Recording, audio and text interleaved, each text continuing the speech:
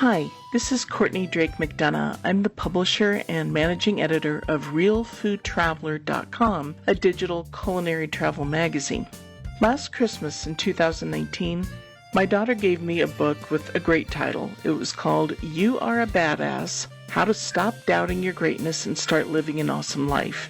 The book basically guides you with good humor to get the heck out of your own way on your path to success, whatever success might look like for you.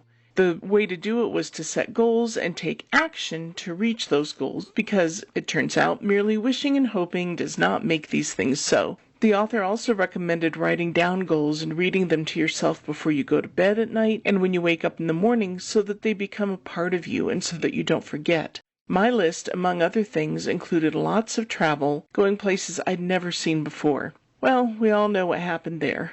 Like you, there was no travel for me from about March on, nor for most of my writers at Real Food Traveler. How are we going to maintain and build a digital magazine that's about travel and food when we couldn't travel? Well, we could eat, and that's where Real Food Traveler's pivot happened. All of us the world over were staying in, cooking more, but still dreaming of travel far and near. So that's what we focused on in our digital magazine: more recipes and more ideas for how to still travel and gather just virtually. In addition, many of our writers still had travel experiences to write about that had been on their to-do list for a while, and now they had time to write those articles, so we published those as well.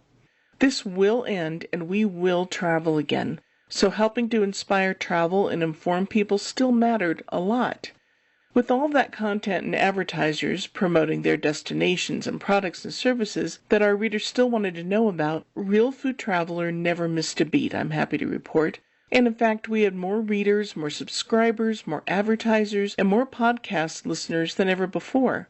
And that tells me that our mission is thriving: to help people experience destinations with a special focus on the authentic foods, dishes, ingredients, methods, history, and the people behind them. Why? Because our readers believe that to really know a destination, you need to know its real food, which, hey, makes Real Food Traveler a really fitting name. Be sure to visit our website, realfoodtraveler.com, and see the article version of this podcast in it. There I give you the links to the top 10 articles that ran in Real Food Traveler in 2020. I think you'll find it interesting to see which ones they are. So with that, I bid a swift kick out the door to 2020 and welcome 2021 with open, hopeful arms. I'm still going to make my goal list for 2021, taking the steps I need to achieve them, reading my list twice a day so that those dreams become a part of the fiber of my being. I hope you'll set wonderful culinary travel goals too, and believe with your whole being that they'll happen, and take the steps to make them a reality.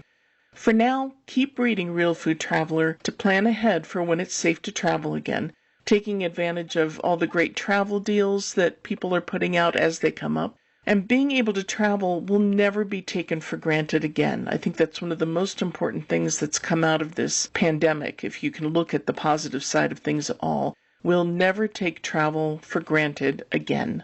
Exploring the ways in which we are different and the same is what makes this big world seem a lot smaller. Of course, a pandemic also makes the world seem a lot smaller, with a virus that is out to defeat us all no matter where we live and no matter who we are. Let's unify to defeat it by taking responsibility for protecting ourselves and others by wearing a mask and a face shield for good measure, by listening to medical and scientific experts, and generally doing what's in our power to stop the pandemic. With the help of the vaccine, these are the only ways we're ever going to be able to get back to life as we knew it, with all of its possibilities. And so, my dear readers and podcast listeners around the world, I wish you a happy new year. Stay healthy, do your part, and keep your dreams alive. And thank you sincerely on behalf of myself, my team, our advertisers, and our writers for reading our digital magazine and listening to our podcasts. The best is yet to come.